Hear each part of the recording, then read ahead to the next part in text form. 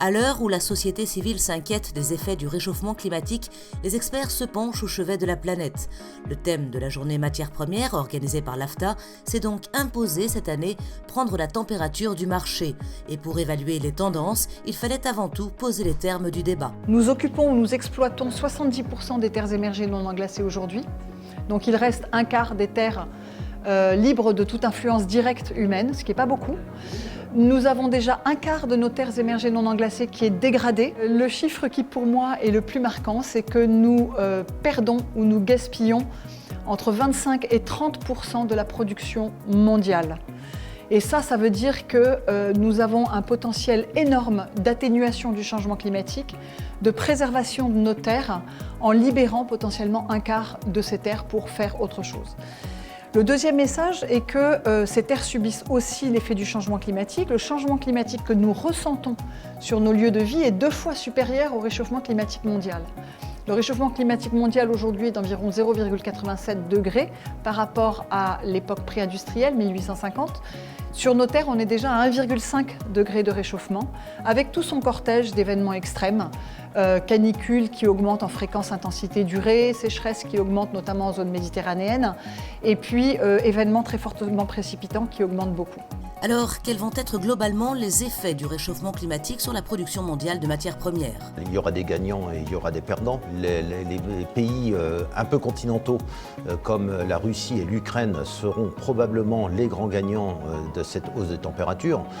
Ne serait-ce que si on compare un petit peu les surfaces de blé d'hiver par rapport aux surfaces de blé de printemps en Russie, alors qu'on était habitué jusqu'à présent à avoir des surfaces de blé de printemps plus importantes que de surfaces de blé d'hiver, nous avons inversé récemment la courbe et lorsqu'on regarde un petit peu le potentiel de rendement que l'on a ou les rendements moyens qu'on a sur les blés d'hiver, autour de 3,6 tonnes hectares en Russie contre du blé de printemps autour d'1,6 tonne à l'hectare, on voit que naturellement ce réchauffement climatique permet à la Russie d'augmenter sa production globale. La seule chose qu'on peut affirmer sur l'impact du réchauffement climatique, c'est que la volatilité sur les incidents climatiques va augmenter. On le voit d'ailleurs très bien de par l'augmentation des primes sur les assurances climat de par la plupart des assureurs qui intègrent effectivement une probabilité d'éléments ou d'événements adverses de plus en plus forte. Malgré tout, et depuis plusieurs années, le bilan céréalier planétaire reste satisfaisant. Il y a certes des baisses de stock, donc de sécurité si l'on veut, en particulier en maïs. En revanche, en blé comme en orge, et cette situation est constante depuis 6 ou 7 ans, on a suffisamment de production par rapport à la consommation, voire un peu plus qu'il n'en faut. Ceci explique que depuis plusieurs campagnes, les prix stagnent.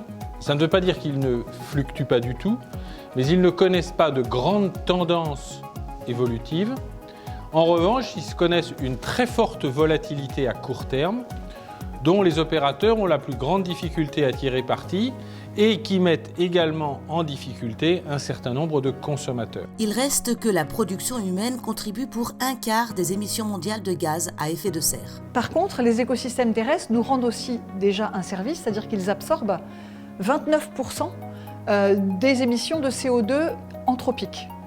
Donc en fait, ils sont à la fois un puits et une source de gaz à effet de serre. La question qui se pose est de maintenir cette capacité de puits de gaz à effet de serre dans le futur. On analyse 40 options d'atténuation du changement climatique, de lutte contre la dégradation des terres, contre la désertification et d'amélioration de la sécurité alimentaire.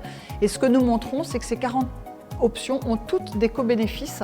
Donc c'est vraiment une question de décision collective, sociétale, individuelle, des entreprises et de nos gouvernements pour pouvoir les mettre en œuvre. Nous allons devoir, globalement, dans l'ensemble de la filière agricole, revoir profondément nos pratiques, réimporter, réinstiller de la complexité dans le système, que ce soit au niveau des assolements, que ce soit au niveau des variétés, que ce soit au niveau des pratiques et de la commercialisation, parce qu'il y a effectivement besoin aujourd'hui de gérer un risque de production et un risque de commercialisation qui sont beaucoup plus importants et nouveaux donc on a moins d'outils pour les gérer que c'était le cas il y a 10 ans. Une nouvelle journée matières premières de l'AFTA qui a fait l'unanimité auprès d'un public passionné par les thèmes abordés. Si je devais résumer les journées JMP 2020 en une phrase, je dirais l'originalité dans la tradition, le suivi des informations en continu et un point